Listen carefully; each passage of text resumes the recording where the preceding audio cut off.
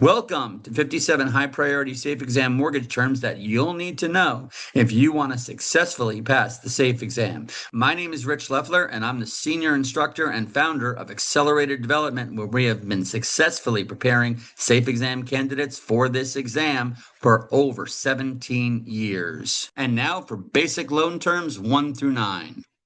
Principal, plainly and simply, the amount borrowed, the amount of the loan that's owed. Interest is the cost of borrowing the money. For example, a loan of $200,000 at 6% fixed for 30 years, you have the $200,000 principal balance plus $231,000 of interest, assuming the loan went the entire term. After all was said and done, therefore, the borrower would be repaying not just the $200,000 originally borrowed principal balance, but a total of $431,000, which includes the principal and the interest. Interest rate, the percentage of interest charged against the balance owed. Annual percentage rate, or APR.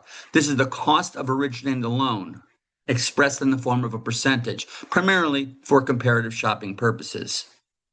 Term, the length of time over which the loan is expected to be repaid. So, for example, someone has a 15-year term loan. That means the loan would pay off after 15 years if the borrower only remitted the standard principal and interest payment. A 30-year loan would be a 30-year term.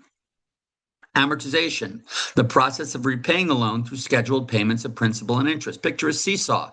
In the beginning of the loan, very little of that mortgage payment, principal and interest payment, goes to principal, and a lot goes to interest, almost like a seesaw in an extreme position, with the principal part on the bottom and the interest part on the top. With every fully amortizing payment that's made, that seesaw fluctuates ever so slightly, whereas a little bit more goes to principal and a little bit less goes to interest. But throughout the entire loan, the principal allocation plus the interest allocation will always add up to the principal and interest payment, assuming it's a fixed rate, fully amortizing loan.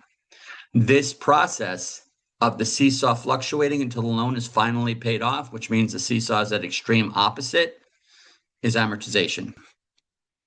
A fully amortizing loan is a loan through which the scheduled payments will fully repay the loan over its established term. A balloon payment is a payment due at the end of a non-fully amortizing loan through which the remaining balance is repaid. So let's say, for example, the borrower has a 30-year loan, but it's a 5-year balloon.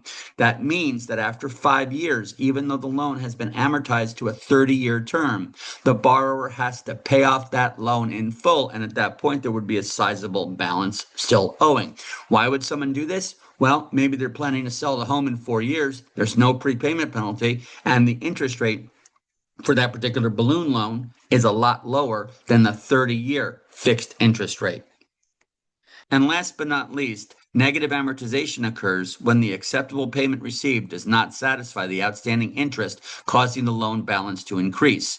So for whatever purposes, a loan with a negative amortization component is offered to a borrower, they accept it, and that payment that they make doesn't even cover the amount of interest owed. So what happens is the payment's accepted, the borrower's on good terms, but the difference between what is accepted and what is technically owed gets added to the balance of the loan. That's called negative amortization, or as I said, deferred interest. If you're looking for additional products and resources to help you pass the safe exam on your first or next attempt, look no further. Visit Accelerated Development today at www.safeexamtraining.com, where we've got your back when it comes to the safe exam. See you on the next one.